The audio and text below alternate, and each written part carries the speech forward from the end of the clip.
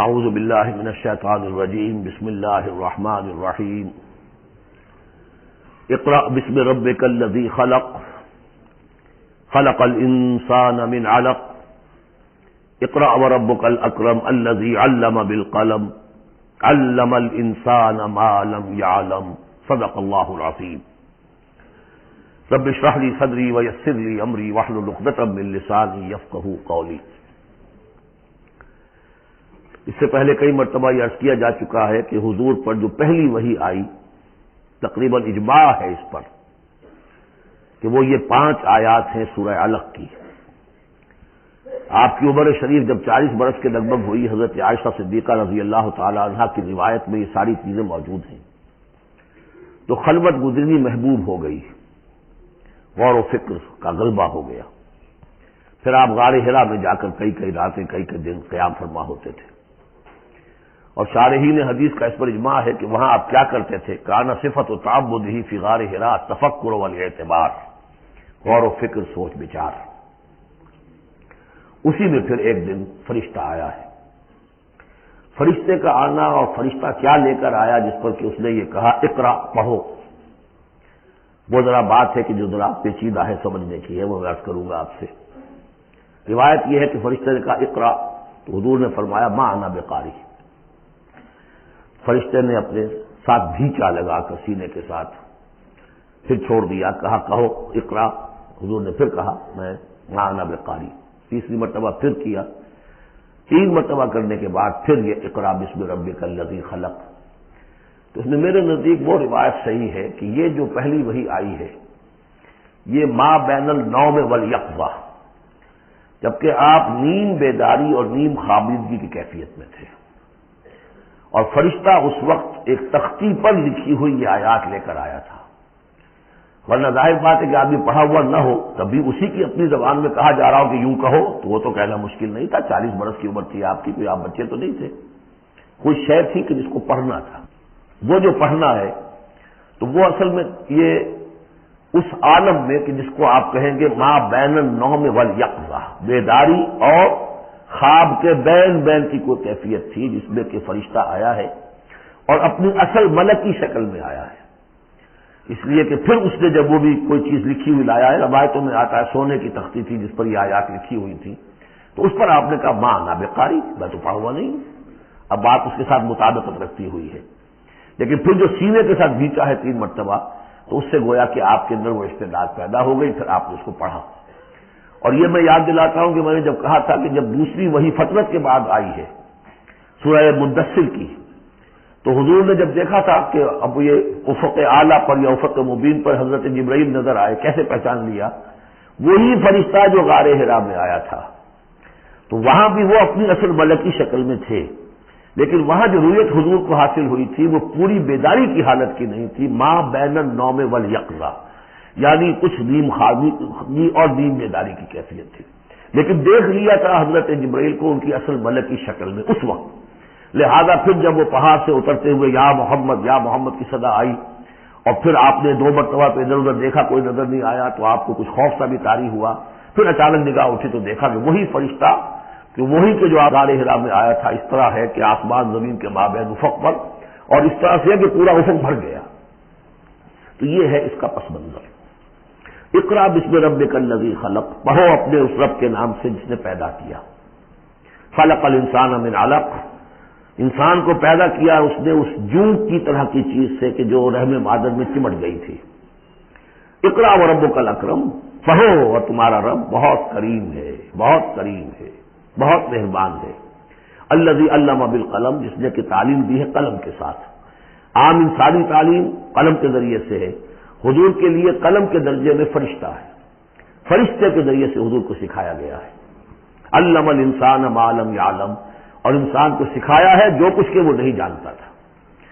اس وحی سے، جیسا کہ میں نے بارہا عرض کیا ہے، اب 25واں 26واں دن ہے آج، کہ اس سے آپ کی نبوت کا ظہور ہو گیا۔ نبی تو پیدائشی طور پر نبی ہوتا ہے، لیکن اس کا ظہور ہوا ہے اس وحی کے ساتھ۔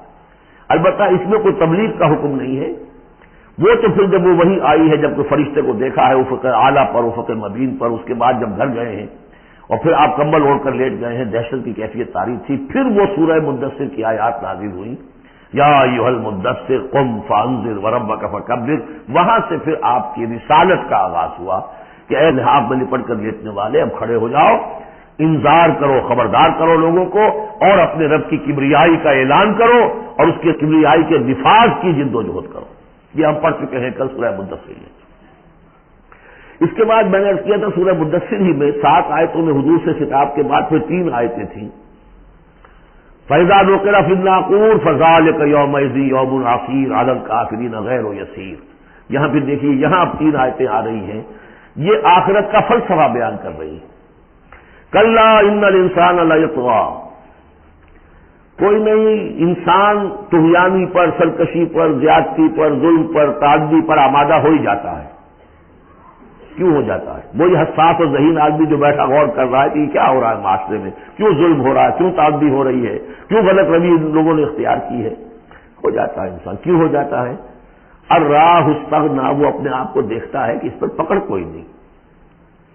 انگارہ زبان پر رکھوں گا تو جل جائے گی، جھوٹ بولوں گا کچھ بھی نہیں ہوگا، اگر میں کہیں زہر کھاؤں گا مر جاؤں گا، حرام کا مال کھاؤں گا کچھ نہیں ہوگا.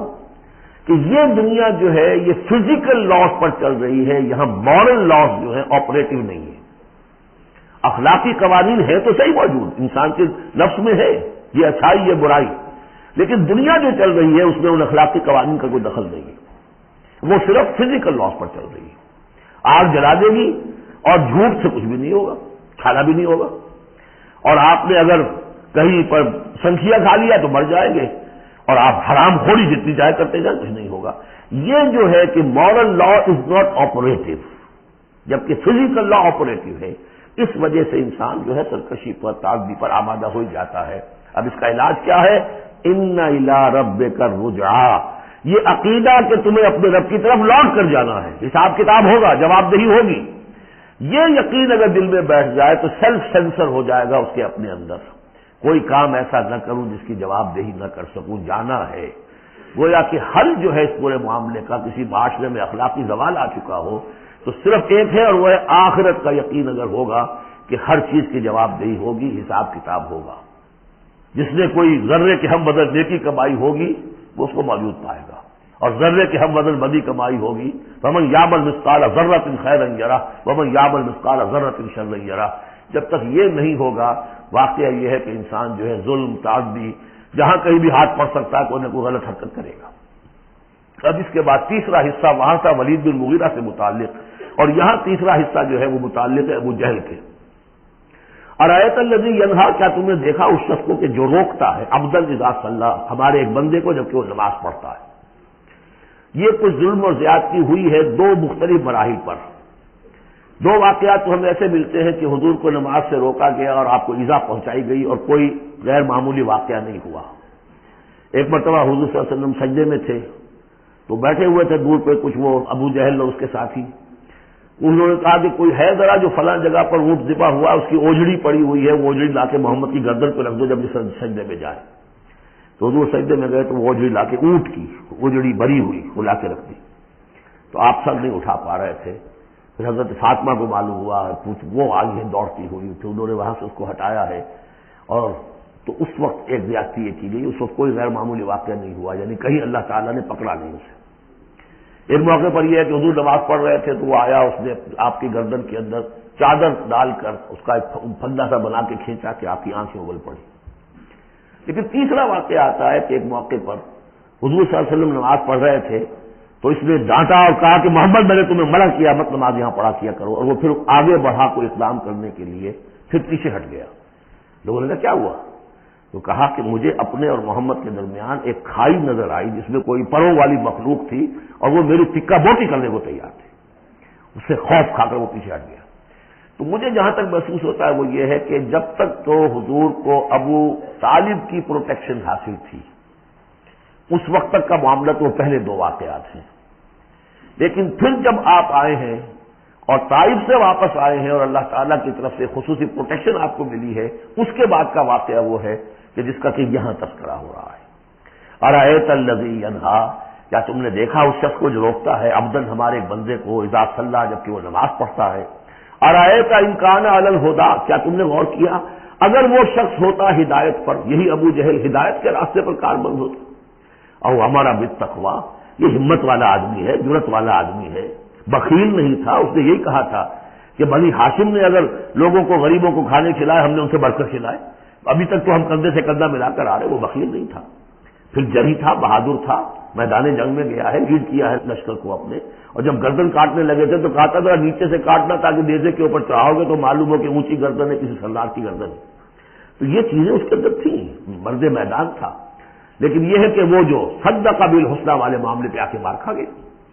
لیکن یہ کہ اگر یہی شخص ایمان لے آیا ہوتا، ہدایت پر ہوتا، تقویٰ کی تعلیم دیتا، تو آپ سمجھیے پھر کیا ہوتا، گویا کہ ایک اور عمر فاروق مل گیا ہوتا اس امت کو۔ بالکل ان کی شخصیتوں کے اندر بڑا پیرلل انداز ہے۔ حضرت عمر بھی لڑنے بھڑنے والے آدمی، کشتیاں کرنے والے آدمی، ادھر سے جا رہے ہیں اس کو دھکا دے رہے ہیں، اس مزاج کے آدمی تھے، لیکن یہ کہ باہر ان میں وہ چیز موجود تھی کہ بخل نہیں اور بزدلی نہیں۔ ان دو چیزوں کے بعد جو ہے پھر یہ کہ تصدیق بالحسنی کے لیے اللہ تعالیٰ نے ایک راستہ کھول دیا ان کے لیے، تو ان کے وہ عمر فاروق بن گئے، اس لیے کہ دعا کی تھی محمد رسول اللہ نے۔ ارائیت ان کذب وتولی، کیا تم نے سوچا کہ اس نے جو جھٹلایا ہے، منہ موڑ لیا ہے، الم یعلم بان اللہ یری، کیا یہ جانتا نہیں کہ اللہ دیکھ رہا ہے؟ کلا لئن لم ینتہ، ہرگز نہیں، اگر یہ باز نہ آیا، لنصفا بالناصیہ، ہم گھسیٹیں گے اس کی چوٹی کے بال پکڑ کر، ناصیۃ کاذبۃ خاطیہ، یہ پیشانی کہ جو خطا کار ہے، جھوٹی ہے، فلیدعو نادیہ، تو بلا لے وہ اپنی پارٹی کے لوگوں کو، بلا لے اپنی مجلس کے لوگوں کو، ہم نشینوں کو، سندعو الزبانیہ، ہم بلا لیں گے جہنم کے فرشتوں کو، کلا لا تطعہ واسجد واقترب، اے نبی آپ اس کی بات نہ مانیے، آپ سجدہ کیجئے اور اللہ سے قریب ہو جائیے۔ بارک اللہ لی ولکم فی القرآن العظیم ونفعنی وإیاکم بالآیات والذکر الحکیم۔